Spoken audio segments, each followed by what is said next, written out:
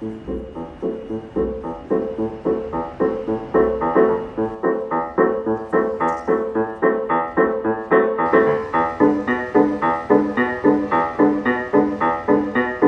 guys, what's up? Today we're going to be talking about 5 street photography hacks that will hopefully level up your street photography.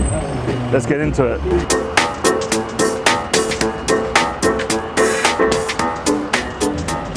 You know, if you're a beginner, then I don't think this video is particularly useful for you. I think you should still just go out there and just have fun and shoot willy-nilly. You know, don't listen to any rules, don't listen to any hacks, just go out there and have fun. But if you've, you know, shot for a little bit longer, have a bit more experience, then I think this video could be might be of help to you. These aren't necessarily going to make you suddenly turn into a pro, but rather it will save you a lot of time. These are just some heuristics. That's a great word, heuristics. The first one is light. Everyone knows that light is everything. Light is 95% of the game. If you don't have good light, you got nothing.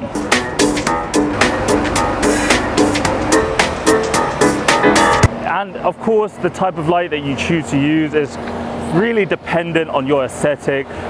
But what I've been gravitating towards right now, I hope you can hear me, is that I've been really really enjoying harsh light. And I know that's completely contradictory to what I've said in the past. And now most people like golden hour light. Like, who doesn't like golden hour? Everyone loves golden hour. But the problem with golden hour is that it's very short. And the reason why I choose harsh light now is because I've learned that it's very versatile if you know how to use it. It's a lot harder to get the right look, but there are loads of more interesting looks that you can get that you just can't with any other type of light. But I'm not talking about midday harsh sunlight. I'm talking about maybe an hour or so before golden hour. So you're still going to get really bright, harsh sun, but at the same time you're going to get longer shadows. You're going to get more dramatic, more interesting shapes of light and shadow. If you can find interesting light and shadows, interesting shapes, geometric shapes of light and shadow, then that's 90% of the game done. You see, the problem I found with golden hour light is that it's very one-dimensional. Like, you know, you're gonna get either split lighting, or, you know, either half the face is split lit, or you're just gonna get backlit. That's it. And whereas with harsh light, the sun is high enough in the sky. It's just at the right angle that you're gonna get it bouncing off the buildings, because at golden hour the sun is too low in the sky, so it's not really, you know, the buildings completely block it. You know, with harsh light, you know, it'll shine through the trees and you get really nice dappled light. You're also gonna get it reflecting off glass and off big buildings, and then you're gonna get like this beautiful sort of cascadey rippled effect. It looks like it's, you know, shining through water. Because finding interesting light is 90% of the game. Once you find that incredible light, all you have to do is just wait for an interesting subject or an interesting someone to walk into it, and then you take the picture. That's it.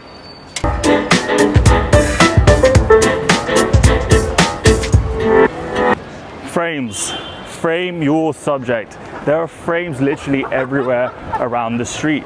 You know, doorways, little window frames, the window frame of a bus window. They're literally everywhere. You know, it could be the entrance to a tube station. It could be literally anything. And then just make sure that your subject is framed within that frame.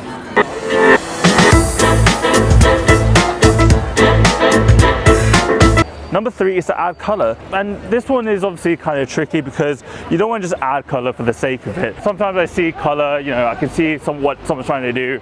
They'll take a picture of someone's colorful piece of clothing, and, you know, it kind of just doesn't do anything. It just kind of just looks like a bright, I don't know, it just looks like it was a mistake. If you're gonna add color, do it with purpose. Make sure that it doesn't take away from the image. Make sure that it actually adds something. And the way you do that is that you want to highlight the color. So you want to remove things that would distract away from the color.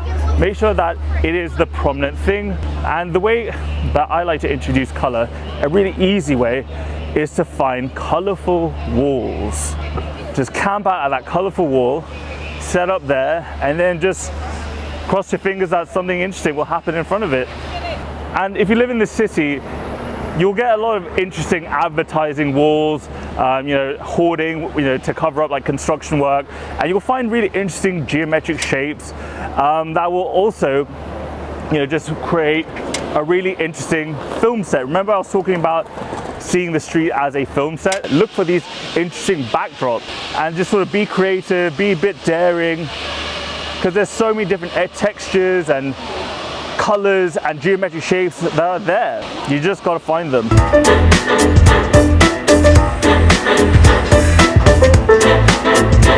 And so, for example, that pink wall, there's some green trees there, and I don't want the green trees in the frame. Simple recomposition and get rid of the colors that you don't want in there. And if all else fails, change it in post, change the color in post.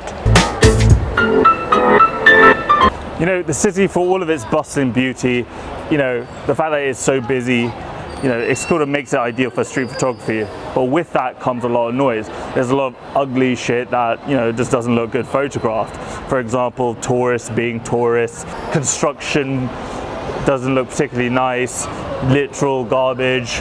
A really easy way of just zoning in and sort of distilling that interesting thing. It could be a piece of jewelry, like it could be rings on someone's hand, someone licking their finger as they're about to turn the page on a newspaper. Just really zone in on that. This one is quite hard because it requires you to be quite comfortable on the street and getting close up to people. You might need to get a telephoto lens, or if you're super brave and you have a 28mm, someone like a Bruce Gilden, and you got someone's grill, then that's totally possible. Like I just saw there, this bus driver, he had his hand hanging out of the window. His hand was hanging out of the window, and it looked really cool. So that would have been a really good thing, really cool thing to have cropped in on it, really zoomed in on. It could be a hat, it could be someone's hand holding the brim of their hat as they pull it down to shield their eyes away from the sun. It could be literally any sort of gesture, any sort of small element, a small tiny element, human element that makes the streets the streets. Some people like to think of photography as the things that you leave outside, the things that you omit from outside of the four walls of the frame.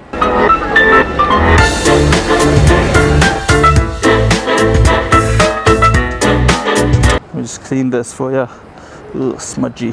Number 5, mood board. Make a mood board of what you're shooting as you're shooting, as in a mood board of the area. The best kind of photography I've always found is the type of photography that kind of makes you feel something. If I look at Josh Jackson's work, I feel the stress, I feel the tension of what it's like to live in London. When I look at Shane Taylor's work, I think of, I feel like I'm in a sad indie film about long lost lovers who have been separated. When I look at Josh Edgoose's work, I feel like I'm looking at London, if it were built by Willy Wonka.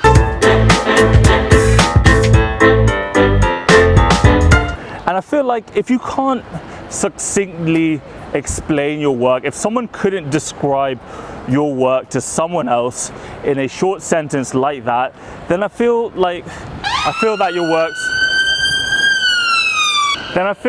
work, it might not stand out enough, and that you might need to refine it. It doesn't convey what you want it to convey effectively enough. And one way I found of saying what you want to say more clearly is to create a mood board as you're out there shooting. Basically the same way you create a mood board for anything. If you have a client project, they'll ask you to create a mood board where you collate relevant images that sort of conveys the feeling, the sort of general direction of what you're going to do with their, with a certain project. And it's the same thing on the street. So instead of just taking a photo of a scene and then moving on, hang about. Work the scene, as they say. Take multiple different compositions, take pictures of unique things and objects that you will only find there. Take macro shots, wide shots, medium shots. Take pictures of the different textures, materials, different light, different shadow, all there. By creating these mini mood boards, you're going to make it far easier for your viewer, your audience, to understand what it is you're trying to say, because it fills in those gaps that individual pictures alone tend to create. And the last one is a bonus tip, and that is to direct your subjects. Literally tell them what to do. Remember I said to think of yourself as like a film director on the streets? This is what I mean. Literally direct your subjects. Tell them where you want them to stand. The less instruction, the better. You don't want to overwhelm them. Otherwise, then it starts to look too posed, and it kind of just ruins it kind of defeats the purpose. Bruce Gilden does this all the time. A legendary, if you don't think Bruce Gilden is a street photographer, then you need to get the hell out of here, man. You don't know what you're talking about. I don't know, Bruce Gilden isn't everyone's cup of tea. He's not his work is not my cup of tea. I don't really like his work, but him as a person is fascinating. I think he's one of the most fascinating street photographers out there. And he does this all the time. He literally will tell his subjects what to do step by step. And clearly it works for him. So why can't it work for you? Literally, there are no rules in street photography. If anyone tells you that, oh, you can't do this, you can't do that, they don't know they don't know shit. So have fun, guys.